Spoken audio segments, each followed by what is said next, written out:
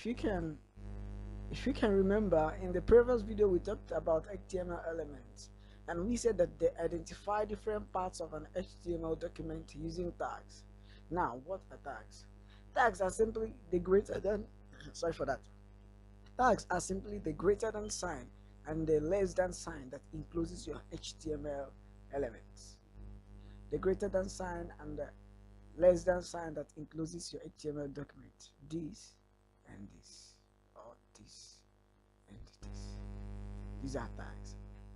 Tags come in two types. We have a pair of tags, like you have a pair of shoes or a pair of batteries. So tags come in pairs, where one encloses an HTML element, and then whatever you have comes in between and the other one closes it. Now this is called the opening tag, and this is the closing tag. We also have single tags, which these single tags simply open. They do not have a closing tags. They are sometimes called empty tags. Let us see an example of what we are talking about, tags.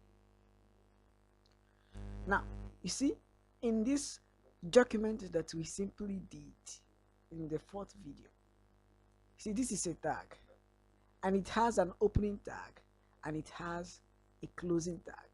Everything that is in the head segment is enclosed in between the opening and the closing tag. Now let us talk about, look at this HTML document and look at this HTML tag. Sorry, look at this HTML tag and look at this HTML tag. They encloses everything that is inside the HTML document. Now these are tags. Look at the paragraph tag.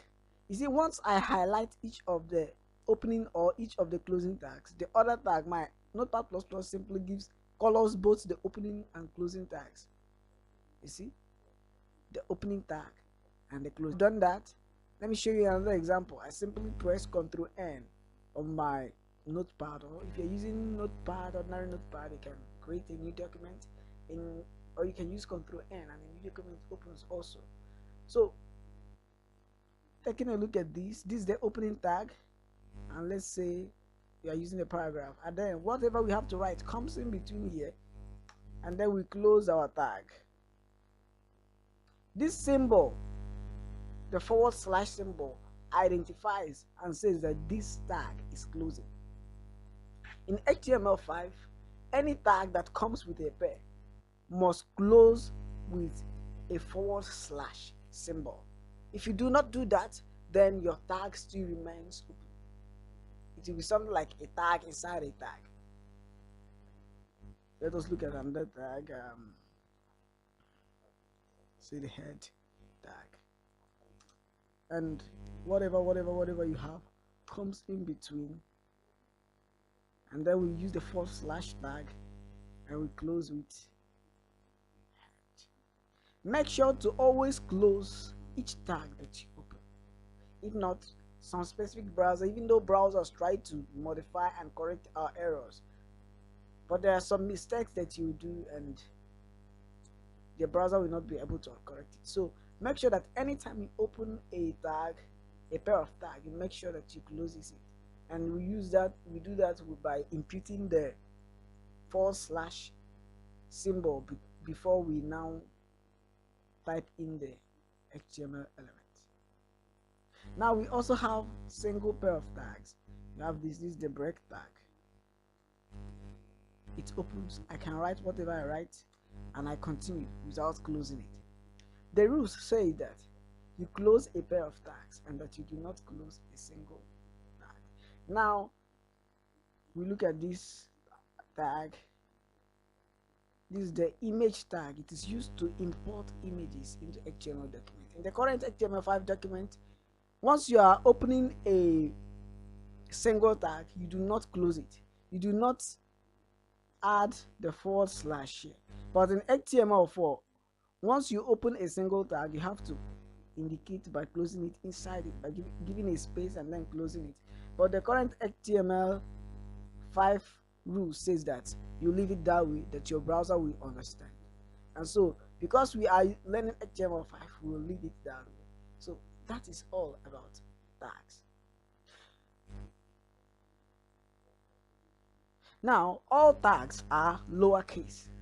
All tags are lowercase. Yes, HTML documents or HTML rules states that both uppercase and lowercase, your browser will understand it. But for compliant situations or compliant cases, we make sure that all our HTML tags are in lowercase. Then some elements can be repeated. Some HTML elements can be repeated.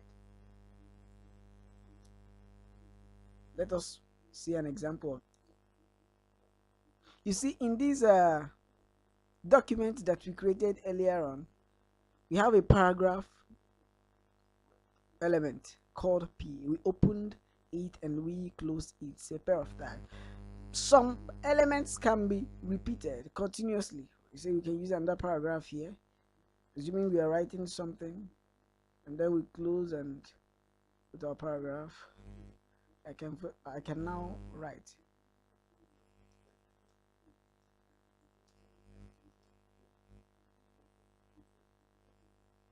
I can also use another P.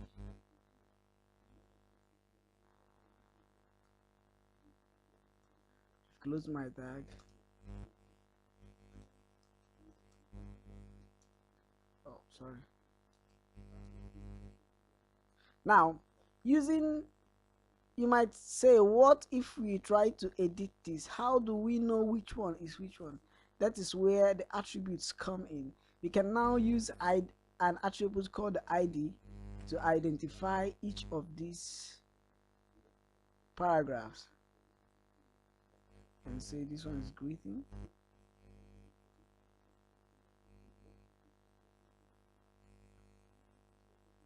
You can say ID.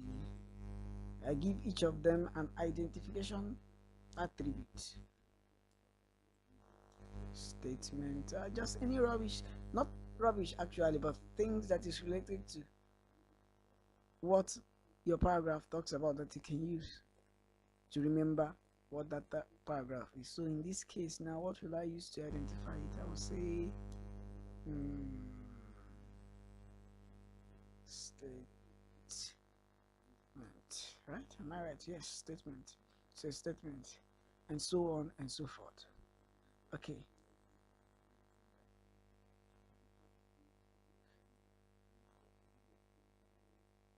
Okay, now there is something else that I would also like to point out in the example that you did, because remember that we are discussing the structure and components of HTML5 documents, and when we created our first example, we saw something like this: doc type, exclamation, an opening tag, a single tag. Inside it we have the exclamation mark, then followed by doc type and HTML. Then we also saw something like this: the meta chassis and the UTF. It's not to worry, we are coming to this, and in our next video you understand this and understand the other structures of the HTML5 document. Thank you.